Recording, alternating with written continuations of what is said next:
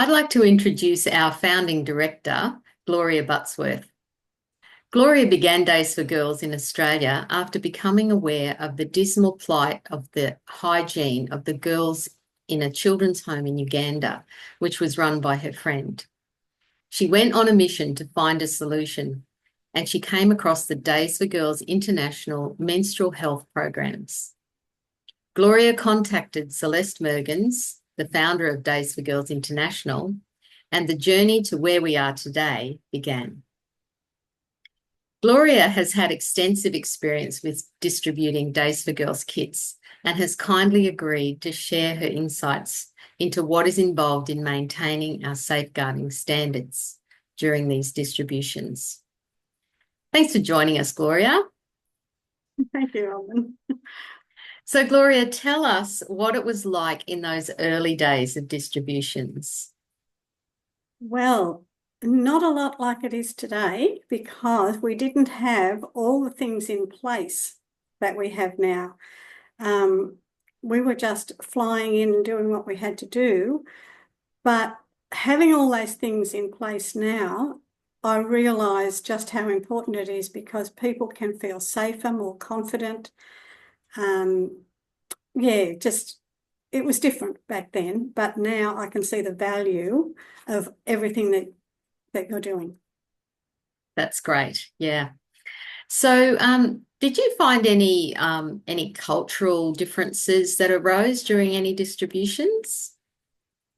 Yes, the one that comes to mind was when we were in Vanuatu and we were doing a distribution to a mother's group, and one of the mums came up quite shyly to start with afterwards and pointed to the womb on the chart and wanted to know, was that always there? And immediately you have to stop yourself from showing any reaction like, well, yeah, or didn't you know that? But we were so thankful that we had organised beforehand a lady who was a nurse who we had sent the printed out sheets to because they didn't have any internet to do the training that way. So she was there and she was able to help me through her interpretation explain to that lady what was going on. But then there were other ladies that sort of all gathered around as well, and we realised that there were more that didn't understand what was inside of themselves. They thought that that whole thing came away when they had a baby. Mm. And so you have to be very careful then on how you describe what is there and not put them down or let them think that they're inferior in any way. Mm. So, Yeah, yeah. yeah, good point. What about other cultural differences in with things like eye contact or physical contact?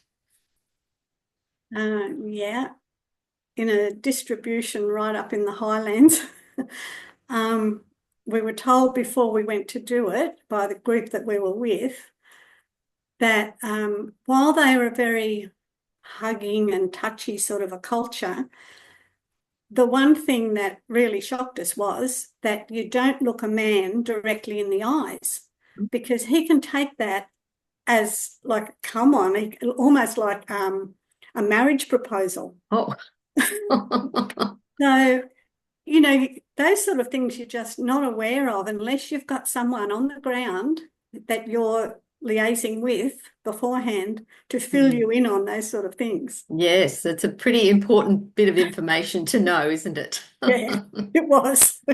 Yeah. I guess the other another big issue with distributions is photos. So of course we want to take photos because we want to share what we're doing. We want to promote what's happening, but we do need to be really careful with how we use those photos, don't we? So how did you manage that? Um, I think girls will be girls. They love to have their photos taken. And even before the distribution started, at one particular place, we had a whole group of girls around us because we were taking photos of the kits that we had taken.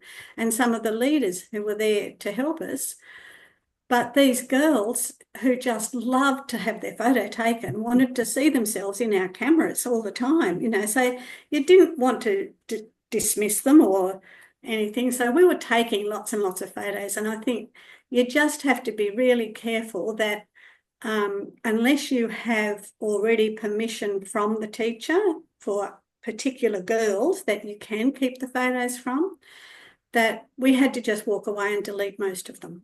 Mm. Yeah, you just Yeah. can't keep them. Yeah. Yeah. Yeah, Oh, thank you. Thank you for sharing those anecdotes with us, Gloria. It just brings to life all the kind of lists of rules and regulations that we write out in these training programs. It just makes them come alive and makes us understand better how important these things are, because the distributions of our kits is really the culmination and the goal of all the work that's done by our volunteers. And so we really have to be careful to make it a safe process for everyone involved. So yeah. thanks so much for your time today, Gloria. Oh, thank you, Robin. Pleasure.